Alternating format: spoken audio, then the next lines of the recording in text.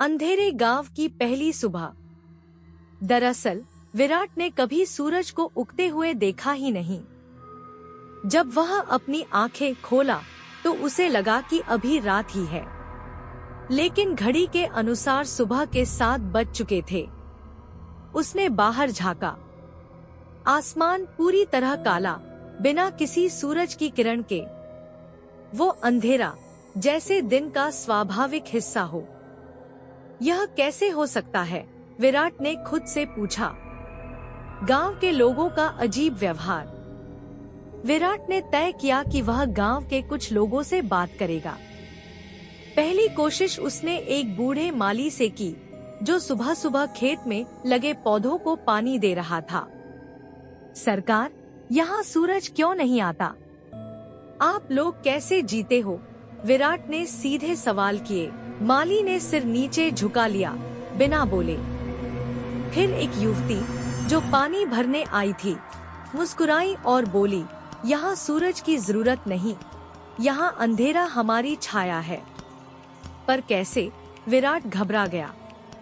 लोग धीरे धीरे दूर हट गए, जैसे वे बात करना पसंद ही नहीं करते हों।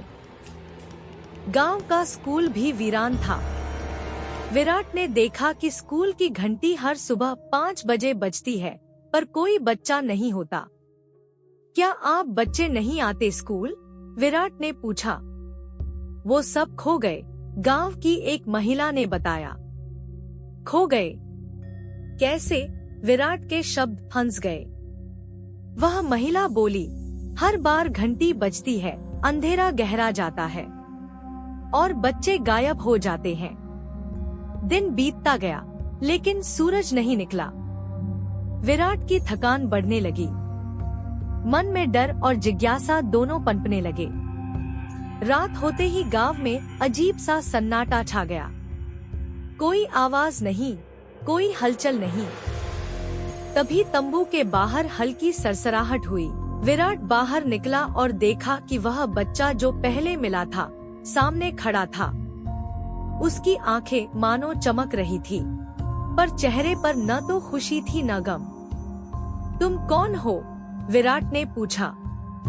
बच्चा मुस्कुराया और बोला, मैं अंधेरा हूँ। विराट ने फैसला किया कि वह मंदिर की जांच करेगा। मंदिर के अंदर घुसते ही ठंडी हवा उसके चेहरे से टकराई। मंदिर की दीवारों पर अजीब सी खुदाई थी, कुछ प्राचीन निशान। वहाँ की टूटी हुई मूर्ति की आंखें मानो जिंदा हों। विराट ने अपने कैमरे की फ्लैश ऑन की, तभी मूर्ति की आंखें हल्की सी चमकी। वह घबरा गया और तुरंत बाहर निकला। अगली सुबह वह फिर से बुढ़िया के पास गया। उसने विराट को धीरे धीरे उस गांव की कहानी सुनाई। कई साल पहले इस गांव पर एक शक्तिशाली और दुष्ट आत्मा ने कब्जा कर लिया था। उस आत्मा को अंधेरा कहा जाता है। उसने गांव के लोगों को अपने घेरे में ले लिया और सूरज की रोशनी को भी बंद कर दिया। जो भी सूरज की किरणों को पाने की कोशिश करता, वो खो जाता। बच्चे, जवान, बूढ़े, सभी धीरे धीरे उस अंधेरे में समा गए। विराट अब सिर्फ कहानी करने नहीं आया था, वह इस रहस्य को सुलझाना चाहता था। उसने अपने उपकरण निकाले और गांव के चारों ओर जांच शुरू की। वह शाम को जंगल की ओर गया, जहां आखिरी बार कुछ बच्चों को देखा गया था। रात होते होते वहां एक पुरानी काली गुफा मिली। गुफा के अंदर एक धीमी रोशनी चमक रही थी। विराट ने अंदर जाने का फैसला किया। गुफा के अंदर अजीब चित्र बने थे और बीच में एक प्राचीन किताब रखी थी। वह किताब खुलते ही एक आवाज आई, तुम्हें पता होना चाहिए, अंधेरा खुद एक जीवित सत्ता है।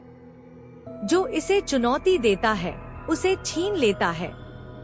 विराट ने किताब पढ़ना शुरू किया और गांव के भूतपूर्व इतिहास के बारे में जाना। गुफा के अंदर विराट को अचानक अंधेरा घेरने लगा। वह महसूस करने लगा कि कोई उसकी आत्मा को खींच रहा है। वह लड़ने लगा, लेकिन उसकी ताकत कम पड़ने लगी। तभी उसके दिल में बूढ़े बाबा की दी हुई ताबीज चमकी। उसने ताबीज को जोर से पकड़ लिया और धीरे धीरे अंधेरा पीछे हटने लगा। विराट बाहर निकला, थका हुआ और हारा हुआ, लेकिन उसने मन ही मन ठाना, यह लड़ाई खत्म नहीं हुई है। मैं इस रहस्य को खोल कर रहूंगा। सूरज चाहे न उगे, पर सच की रोशनी मैं जरूर लाऊंगा।